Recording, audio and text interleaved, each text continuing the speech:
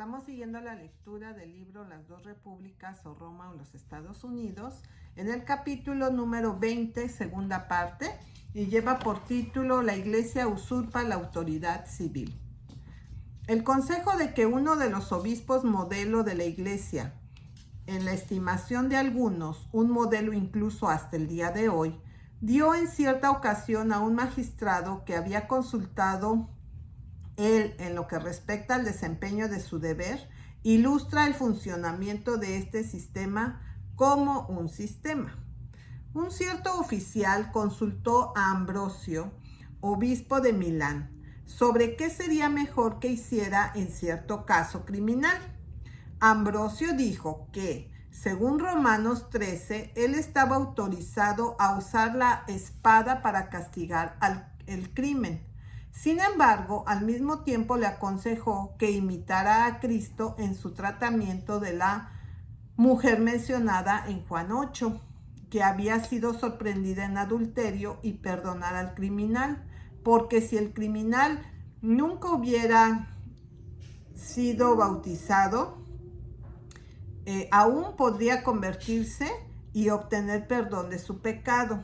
Y si había sido bautizado, era apropiado darle la oportunidad de arrepentirse y reformarse. Con la Biblia como código, esto era lo único que podría hacerse, y este es el único consejo adecuado que podría ser dado, porque Cristo manda claramente: no juzguéis, no condenéis, y Él ordena directamente que cuando un hermano ofende y es reprendido, si se arrepiente es perdonado, y si lo hace 7 veces al día, y 7 veces al día vuelve y dice me arrepiento, tan a menudo es perdonado.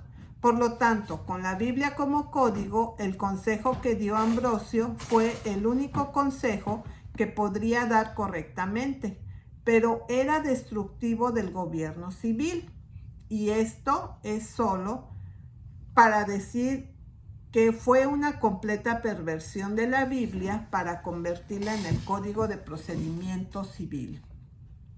Por lo tanto, tal procedimiento en el gobierno civil, donde no hay un medio posible de saber que el arrepentimiento era genuino o había una reforma segura, era destruir el gobierno civil y sustituirlo solo por una pretensión de gobierno moral que era absolutamente impotente para cualquier buen propósito, ya sea moral o civil. En otras palabras, era solo para destruir al Estado y sustituirlo en todo a la Iglesia. Esto no dice nada en contra de la Biblia, ni en contra de sus principios. Solo está exponiendo la terrible perversión de sus principios por la Iglesia al exaltar su autoridad por encima del Estado. El gobierno de Dios es moral y ha hecho provisión para mantener su gobierno con el perdón de transgresión, pero Él no ha hecho tal provisión para el gobierno civil. No se puede hacer tal provisión que mantenga el gobierno civil. La Biblia revela el método de salvar a los que pecan contra su gobierno moral. El gobierno civil es el método del hombre para preservar el orden y no tiene nada que ver con el pecado ni la salvación de los pecadores. El gobierno civil procesa a un hombre y lo encuentra culpable. Si antes de que se ejecute la pena se arrepiente, Dios lo perdona, pero el gobierno debe ejecutar la pena. Y esta autoridad fue llevada mucho más allá que simplemente aconsejar. Los monjes y el clero llegaron al fin tan lejos para arrancar de las autoridades civiles criminales y malhechores de la peor clase que habían sido justamente condenados. Hasta tal punto se llevó esto a cabo que habían promulgado una ley en el año 398 ordenando que no se debía permitir que los monjes y el clero capturaran a los malhechores condenados de su merecido castigo. Sin embargo, todavía se les permitió el derecho de intercesión. Este mal condujo directamente a otro, o más bien solo profundizó y se perpetuó. Oficinas eclesiásticas, especialmente obispados, fueron los únicos en el imperio que fueron electivos. Como hemos visto, todo tipo de personajes viles y criminales se habían traído a la iglesia. Como consecuencia, estos tenían voz en las elecciones. Se convirtió, por tanto, en un objeto para las clases rebeldes, violentas y criminales, para asegurar la elección de los hombres que utilizarían la influencia episcopal en sus intereses y protegerlos de la justicia. Tan pronto como un obispo cerró los ojos, el metropolitano emitió una comisión a uno de sus sufragáneos para administrar los vacantes y preparar dentro de un tiempo limitado las futuras elecciones. El derecho de voto estaba conferido al clérigo inferior, que estaba mejor calificado para juzgar el mérito de los candidatos. En los senadores o nobles de la ciudad, todos aquellos que se distinguieron por su rango o propiedad. Y finalmente, en todo el cuerpo de la gente que en el día señalado acudieron en multitudes desde las partes más remotas de la diócesis y a veces silenciados por sus tumultuosas aclamaciones, la voz de la razón y las leyes de la disciplina. Estas aclamaciones podrían fijarse accidentalmente en el jefe del competidor más merecedor, de algunos antiguos presbíteros, algún santo monje o algún laico conspicuo por su celo y piedad. Pero se solicitó la cátedra episcopal, especialmente en las grandes y opulentas ciudades del imperio, como un temporal más bien que como dignidad espiritual.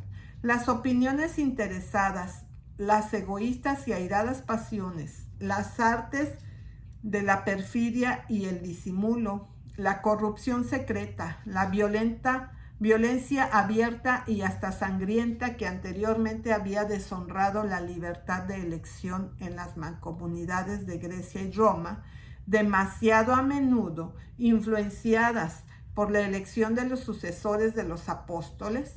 Mientras uno de los candidatos se jactaba de los honores de su familia, un segundo seducía a sus jueces con los manjares de una mesa abundante, y un tercero, más culpable que sus rivales, se ofrecía a compartir el saqueo de la iglesia entre los cómplices de sus sacrílegas esperanzas.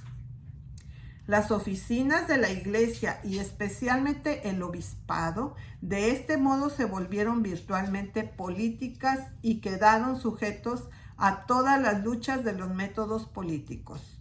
Como resultado lógico, los intrigantes políticos, los hombres deshonestos, los hombres violentos y de disposiciones egoístas se empujaron al frente en todo lugar, y aquellos que podrían haber dado una dirección segura a los asuntos públicos estaban apiñados en la parte trasera y de hecho completamente fuera del cargo por la misma violencia de aquellos que tendrían el cargo a toda costa. Así, por el funcionamiento mismo de los elementos malvados que habían sido traídos a la iglesia por los métodos políticos de Constantino y los obispos, el cristianismo genuino se separó de todo este sistema de iglesia y Estado, ya que había sido antes del sistema pagano.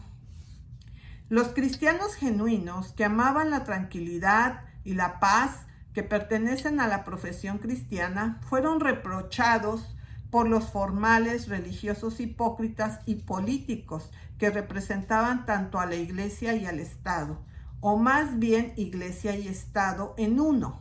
Los verdaderos cristianos fueron reprochados por estos como siendo demasiado justos. Era natural, sin embargo, que el elemento malo que había asumido exteriormente el atuendo cristiano debería esforzarse más prominentemente para hacerse notar en la vida pública. Por lo tanto, fue más seguro de atraer la mirada común, mientras que el genuino temperamento cristiano amaba la jubilación y creaba menos sensación.